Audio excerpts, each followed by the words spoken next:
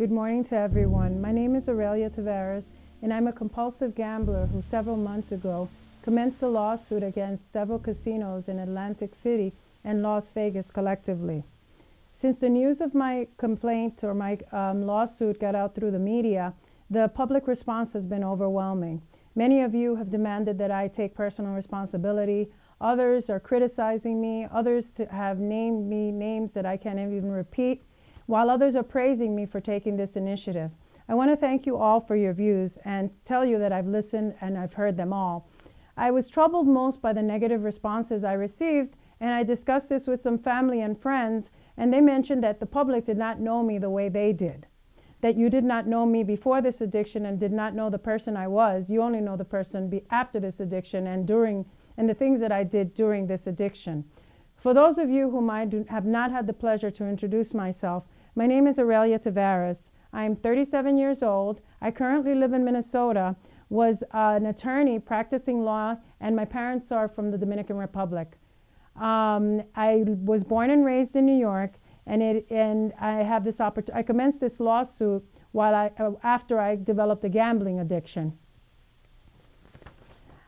I could have been a friend to you. I could have been a family member, a mother, a wife, a girlfriend, had you known me before this addiction had taken a hold of my senses. The reason I started this lawsuit have not been made clear to the public, and for that I apologize. Before I clarify my intentions and motivations behind this lawsuit, I would like to say that I am truly, truly sorry for the people and the public that I have injured as a result of the consequences of my actions. I want to tell you that I take full responsibility for the consequences of my actions and that I intend to make amends to everyone. To those who stood by me, my family and my friends, I want to say thank you. I could not have gotten through this difficult time without you. To those who are sticking by me through thick and thin, thank you. To my mom, to my dad, to my sister, and to my brother, I hope, and to all my family, I hope that we can make up for the time that we have lost together. To my friends in Gamblers Anonymous, thank you. To my counselors, Sandy Brewstein at Project Turnabout, to Heiko Ganzer at Money Addictions of America, to John Rundquist at Crossroads Aftercare in Minnesota, and to Peg Beatty, my therapist, thank you because you are saving my life. To John O'Brien Video, thank you for taping this. I appreciate your contribution. To banker Sid Wilson, thank you for dropping me off and picking me up in Vegas and dropping me off in Project Turnabout for treatment. To my attorneys, Harold Ontra, to Oscar Erasme, to Mr. Marino, thank you again. Words can't explain the help that I appreciate your help. To counselors, Arelis Martinez at Brooklyn College, to attorney Lourdes Venturas, to my friend Rita, to Assembly Member Jose Peralta, to Assembly Member Adriano Espaillat, and to the amazing staff in your office, thank you all for contributing to my treatment. I couldn't have gotten better without you. To those clients who I still have pending issues with and I need to make whole, I want to let you know that I intend to make it up to you economically and emotionally, and I want to thank you for your patience. I cannot go back in time, but I can go forward in time and make a difference. To those compulsive gamblers around the world still suffering, I want to tell you that there is hope, that if I can get up in the morning and live with myself with all that I've done, you can too. Don't give up. Grab family and friends and give them a call and tell them that you need help and get treatment. The reason I started this lawsuit was not about the money, for if I had cared about the money, I would still have some. I started this lawsuit because the gambling industry is a $600 billion a year industry with $100 billion from U.S. gamblers alone. I started this lawsuit because 35 million students in the United States are gambling. 88% of students particularly are gambling in the U.S. alone. The elderly are squandering their Social Security checks and their savings, taking buses to Atlantic City every day. 60% of compulsive gamblers are dying or attempt to commit suicide. This is the highest suicide rate of all addictions and the most deadly, and I almost died. If the alcohol industry can take responsibility for the alcoholics that it has inebriated as a result of serving them too much alcohol, then the gaming industry can take responsibility for all the gamblers it is creating and who are dying as a result of gambling. To this day, Donald Trump is still sending me these things to my home, trying to entice me into gambling. He just doesn't get it, and neither does the gambling industry. and I am still in the process of suing them. The gaming laws of New Jersey, namely Atlantic City and particularly, have not changed since 1974. So basically, the duties of casinos had not evolved with the times and the proliferation of casinos everywhere. If this industry continues without checks and balances, lives will continue to be lost, family structures will continue to be destroyed, marriages will continue to be lost, children and family lives disrupted, and careers and lives continue to be lost in the process. And for compulsive gamblers, their sanity will continue to be lost. My lawsuit just addresses some of the issues I faced while gambling, namely that the casino knew that I was gambling and continued to let it happen. And they knew when I became compulsive because they were in a better position to protect themselves and me because they see compulsive gambling every day.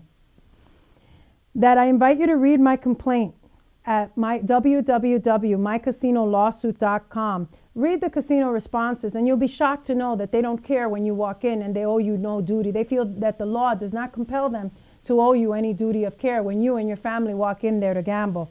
I invite you to compulsive gamblers around the world to copy my lawsuit and commence lawsuits on their own and start suits against these casinos so that they understand that what this lawsuit is all about.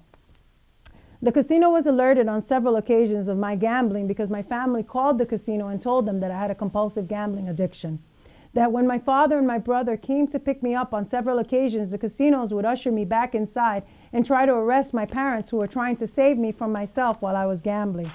That in the midst of my addiction, a manager from one of the top casinos, resorts in Atlantic City, Bob Benz, approached me and asked me to sign a waiver of liability to protect the casino against any lawsuits that I may bring in the future, because they knew that he told me that he and his staff knew that I had a gambling addiction and wanted to make sure that the casino was protected. I don't want this to happen to anyone else. That I would gamble for endless days at a time without eating or sleeping. The casinos knew I had an addiction. That I didn't eat, sleep, or use the bathroom for days on end. They knew I had an addiction. That I would pass out at the tables from complete exhaustion and had to check myself into 2 Atlantic City hospitals. They knew I had a problem and were in a better position to protect me and themselves. I almost died as a result of this addiction. If Sid Wilson had not picked me up from a bench in Atlantic City, I would probably be dead right now, because prostitution was not an option. Why commence a lawsuit, you ask? Because the portion of these proceeds will go to set up a gambling facility or a treatment facility for gambling addictions in Atlantic City, to set up a gambler's assistance program for those gamblers who are still afflicted with this disease. I pledge to tirelessly fight for casino reforms and responsible gaming laws, because everyone knows a compulsive gambler, even if not personally. Today it was me and millions of others. Tomorrow it could be your husband, your daughter, your son, your child, a family member, because it's an addiction and it can affect anyone. To the casinos, let me send the message loud and clear. The party's over. No longer will you continue to ship out our dead bodies through back doors of casinos covered in blankets and identify us to the medical examiner's office as John and Jane Doe, because we have identities and families who love us. You created this hazard. It's time for you to take responsibility for the junkies that you're creating, the millions of lives that you're affecting, and you cannot deny the numbers anymore. To the public at large, now that you know a little bit as to why I started this lawsuit, I ask you to wipe your consciences and start focusing on the issues and stop defending an industry that's destroying lives. Your brethren are dying as a result of this unregulated industry. Help by writing your local officials and ask them and demand reform. Help by asking this industry to take responsibility for the vast crime and destruction it is creating all over the world. I'm not advocating for the end of casinos. I'm advocating for a safer gaming facility and a safer gaming environment and a regulation of casinos so that more lives can be preserved. I want to thank you for taking the time to listen. Again, I want to say thank you, and it was a pleasure to introduce myself.